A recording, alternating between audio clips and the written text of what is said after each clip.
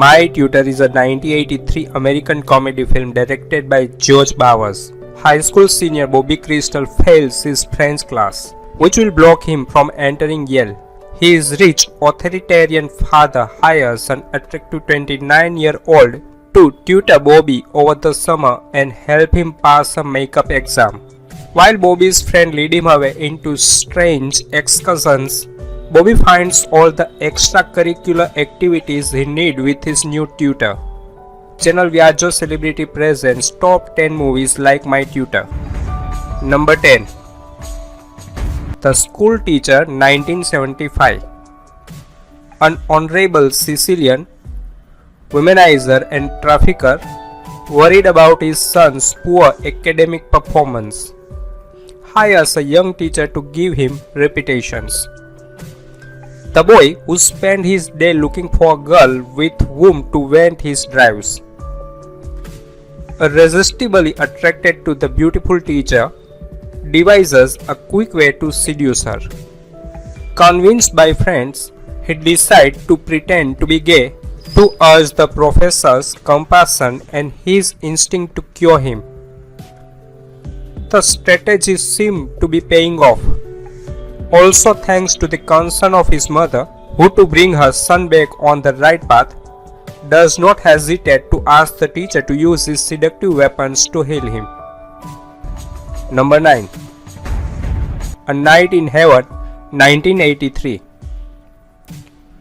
Faye Hanlon is a prim and practical woman with a NASA engineer husband and a career as a professor at a small Florida college. Among her least favorite student is cocky Rick Monroe, who is secretly paying his tuition as male stripper Ricky the Rocket. When Faye is brought to a sweaty disco full of sweaty housewives, she is shocked to become a front row witness to and reluctant participant in Ricky's explosive performance. Now each kiss has its result of actions. Every lie will take its toll, and two desperate lovers will pay the ultimate price for Night in Heaven. Film critics widely panned the film, but the film itself became better known for Bryan Adams' chart-topping single Heaven. Roger Ebert found it a very confusing movie that introduces several themes and relationships and asks some big questions, but doesn't pay off on any of them. Audiences were as hostile to A Night in Heaven as critics had been. The film was a box office bomb, grossing just over $5.5 million on a $6 million budget. Number 8. La Isininte Balla con tutta la classe, 1979. Girls dance instructor Claudia Gambiti takes over the boys' gym class after gym teacher Martorelli breaks both his legs owing to one of his students' pranks. Soon both teachers and students are interested in learning more of Claudia's athletic dance moves. Director Fiorontori has made some debts betting on horses and wants Claudia to win a disco competition to balance the school budget too. When the boys' team are invited to face off against their superior Russian counterparts, Claudia calls in her dancing girls to be used as a secret weapon. The film is the first in the Schoolteacher film series which does not star Edwidge Fenech in the main role. It is considered the breakout title for Nadia Cassini. Number 7. They Are Playing with Fire, 1984. A married college professor decides to seduce her student, whom she hired as a handyman for her yacht. The hesitant student succumbs to his buxom professor, but their romance is interrupted by her corrupt husband and a masked murderer. The picture was often erroneously perceived as being a sequel to Eric Brown's earlier similarly themed 1981 movie Private Lessons. The film's original main movie poster evoked this by having a tagline saying from his French maid he got private lessons. Now his English professor is giving him a real education. and billing Eric Brown as the private lesson star. Number 6. How to Seduce Your Teacher, 1979. To remove her from the youthful distraction of the city, the beautiful Angela is sent by her father to a town in Puglia to her uncle's home, high school principal and victim of her students' fun. Soon the boys fall in love with her, including her uncle and cousin, who secretly plays in a band and is loved by the busty Emma. But Angela aims high, entering the heart of a grumpy professor. Given the limited profit, the boys of the gang would like to take advantage of situation to their advantage. From the intrusion of Emma in the home of the principal, the memorable bedroom scene assisted by the chatty Blackbird, to blackmail the professor through Angela, but the plans fail miserably with the general rejection. The protagonist, who would have the same fate, sweetens the thing with the announcement of her next motherhood. Number 5. Screwballs, 1983.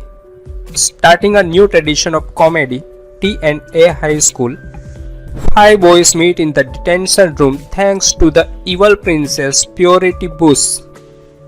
Rick dressed as a doctor and gave physical exam to the high school newcomers. Brent romantically teased Purity in French class.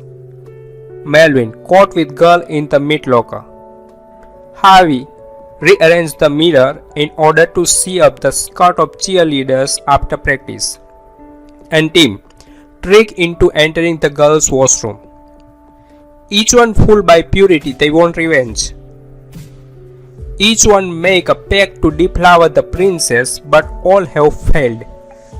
Their only chance is to work together with other of the school to get her at the homecoming game. The ballsy title for the movie was based on meatballs, as part of an early to mid 1980s fad of calling raunchy teen comedy with the word balls in the title. Number 4. The School Teacher Goes to Boys High, 1978. To escape kidnappings, a wealthy industrialist from the north, the commendator Riccardo Bolzoni, moved with his family to Martina Franca Way while living in disguise as a homeless person.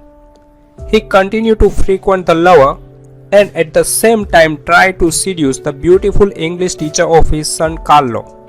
There the businessman will be called by the surname Marconcini, sure that this will keep him safe from any kidnapping attempt. The boy, really in love with her, will be preferred to him. The commendator will lose his wife and his lover as well as the teacher, who will choose Carlo precisely, being kidnapped despite all his precautions. Masterly interpretation of Professor Morlappo, who totally blind completes a hallucinatory trilogy of 104. Number 3. All Things Fair, 1995. All Things Fair take place in 1943. Stig meets his teacher Viola. His life changes forever. They start an affair. She is 37 and he is 17. But that makes no difference to them.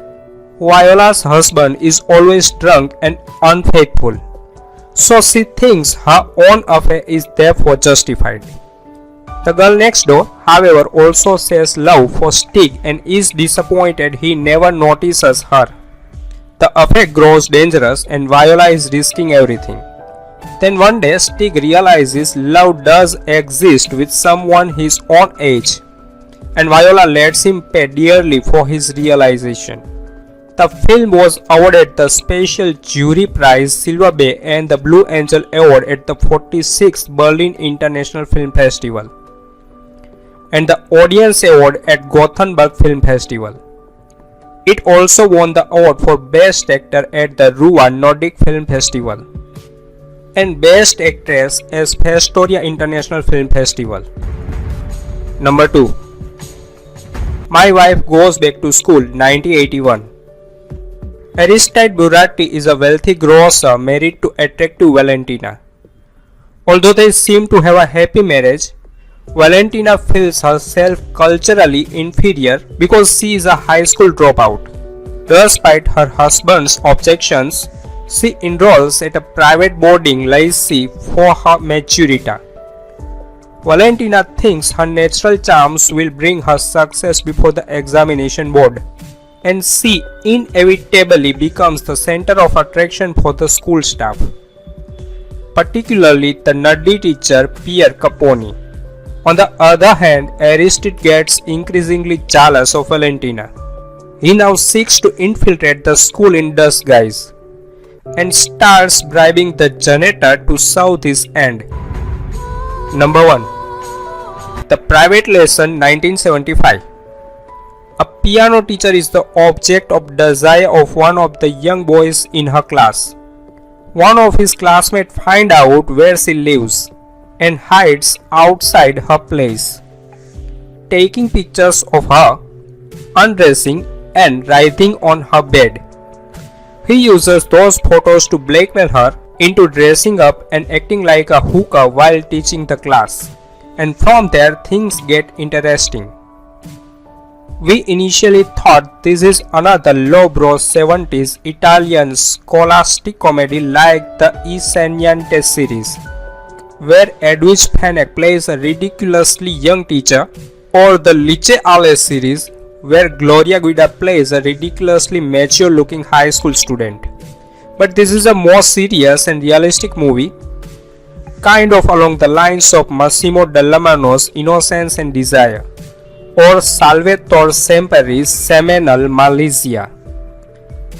Carol Baker was more mature at the time than someone like Edwidge Fenech, and thus much more believable as a teacher. And the younger actors here are at least halfway convincing as actual teenagers.